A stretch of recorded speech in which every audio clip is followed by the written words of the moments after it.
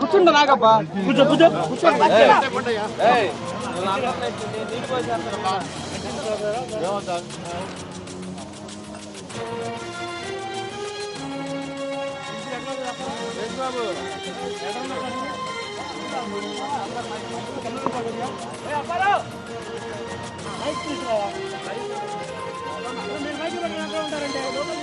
Local దీన్ని సరిపోతుందా మాట్లాడలేక లోకల్ దీన్ని సరిపోతుందా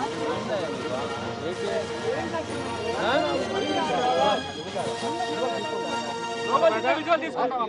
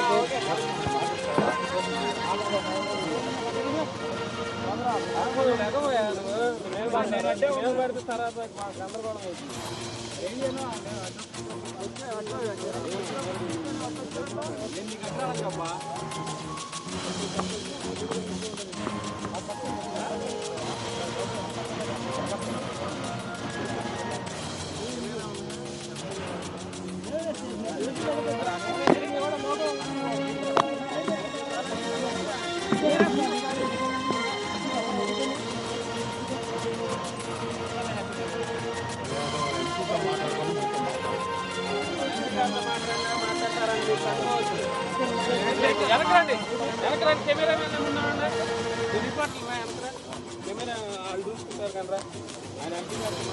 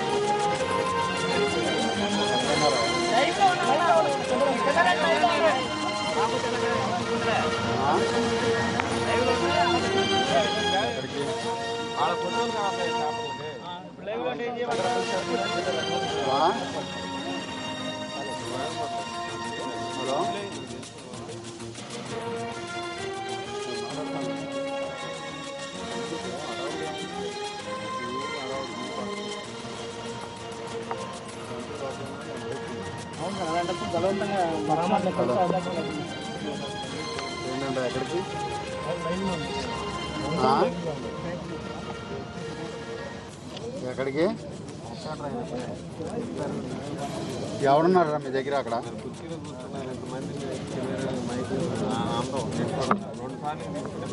హలో,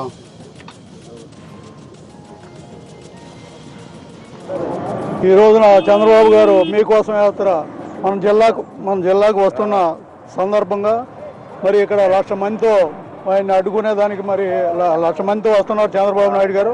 వారిని అడ్డుకోవడానికి మరి లగడపాటి రాజగోపాల్ గారు ఏదేదో దాదాపు వారం రోజుల నుంచి ప్రకటనలు ఇవ్వడం, మరి అట్లాగే జోగి రమేష్ గారు ప్రకటనలు ఇవ్వడం జరుగుతూ ఉంది.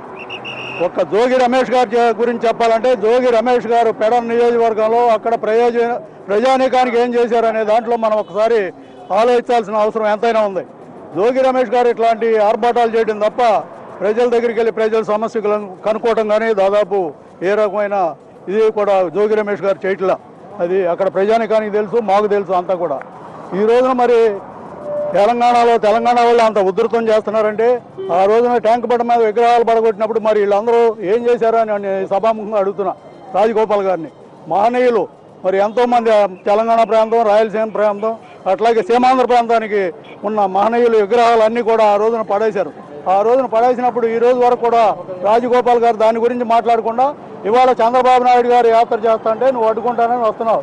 నీ దగ్గర ఏదైనా దమ్ము ఉంటే సోనియా గాంధీ గారి దగ్గరికి వెళ్ళి ఆవిడని అడుగు తెలంగాణ ఆపేయమని. అంతేగాని అమ్మ పెట్టతో అడుగు తినేదని అన్నట్టుగా నువ్వు ఎదటాల మీద పడి ఆడటం అనేది చాలా తప్పు. నువ్వేమాత్రంగా ఇప్పుడు వచ్చినా సరే మేము రెడీగా ఉన్నాం, దమ్ముంటే రండి ఎవరైనా సరే. మీరు చెప్పండి సార్, అంటే ఇక్కడ ఉన్నటువంటి పరిస్థితి చూస్తారు అంటే తెలంగాణలో భారీ ఎత్తున బాబుకి స్వాగతం లభిస్తుంది. అట్ ది సేమ్ టైం మరి కాసేపట్లో మన కృష్ణా జిల్లాకు రాబోతున్నారు. ఇటువంటి పరిస్థితులు కాంగ్రెస్ ఎంపీ అడ్డుకుంటామన్నట్టు మీరు ఏ విధంగా ప్రకటించుకుంటున్నారు?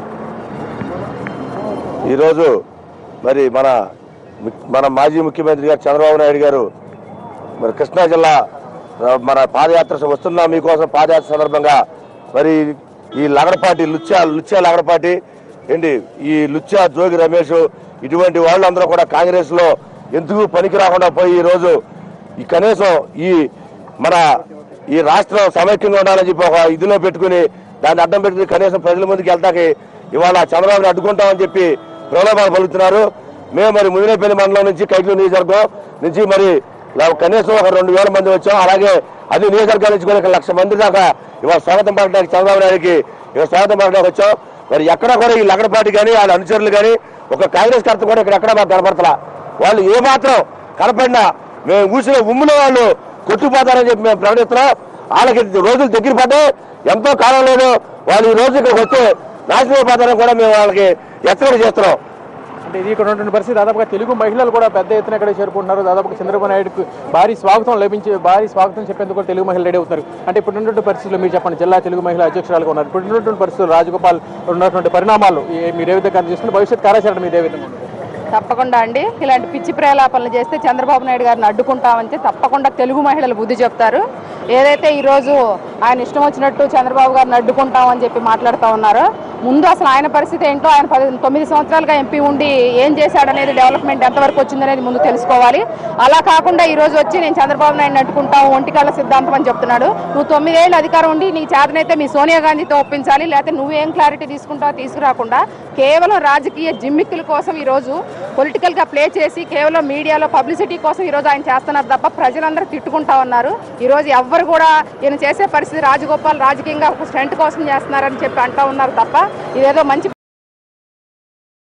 పద్ధతి అని చెప్పి ఎవరు అనట్లేదు. తప్పకుండా రాబోయే రోజుల్లో ఇటువంటి చేస్తే పెద్ద ఎత్తున తెలుగు మహిళలందరం కూడా జిల్లా వ్యాప్తంగా ఆయనకి ఎలా బుద్ధి చెప్పాలో అలా చెప్తాం. మహిళలు కన్నీళ్లతో ఆయన తుడిచిపెట్టుకొని పోయే పరిస్థితి ఉంటాం. అంటే తెలుగుదేశం పార్టీకి సంబంధించి రాష్ట్ర ప్రధాన కార్యదర్శి వల్ల రామి కూడా మనతో ఉన్నారు. చెప్పండి సార్, ఇప్పుడు ఉన్నటువంటి పరిస్థితి చూస్తున్నారు. మరి కాసేపట్లో చంద్రబాబు నాయుడు కృష్ణా జిల్లాలో అడుగు పెట్టబోతారు. మరోవైపు రాజగోపాల్ కూడా కనువిప్పు యాత్ర పేరుతో చంద్రబాబుని అడ్డుకునే ప్రయత్నం చేస్తున్నారు. దీన్ని మీరు ఏ విధంగా అందజేస్తున్నారు? భవిష్యత్తులో మీ కార్యాచరణ ఎలా ఉండబోతుంది? కనువిప్పు చంద్రబాబు గారికి కనువిప్పు కలిగించే సత్తా లగడపాటికి ఉందండి. 2 కళ్ళు లేని లగడపాటి మాకు కనువిప్పు కలిగిస్తాడా?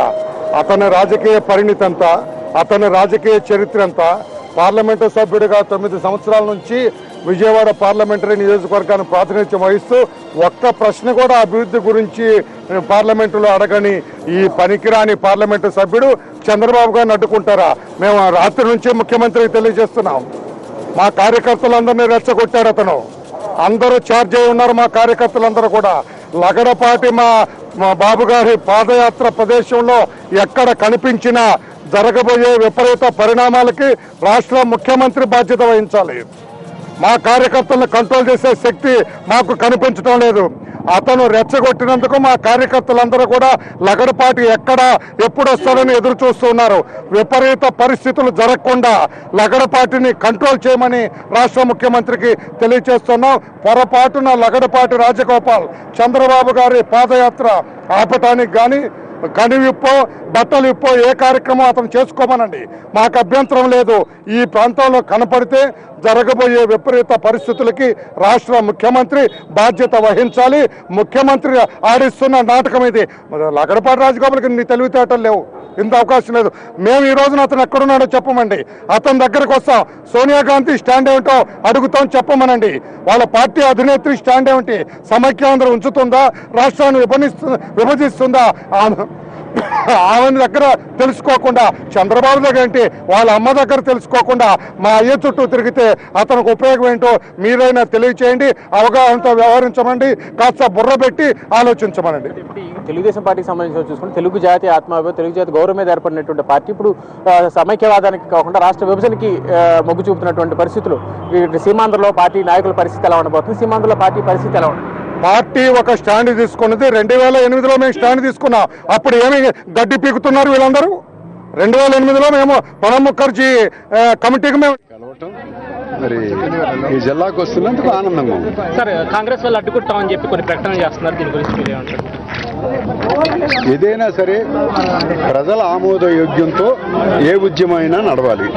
ఇప్పుడు నడుస్తున్నది ప్రజల ఆమోదంతో పాదయాత్ర జరుగుతుంది. వాళ్ళు ఆలోచించుకోవాలి ఏది న్యాయం ఏది అన్యాయం.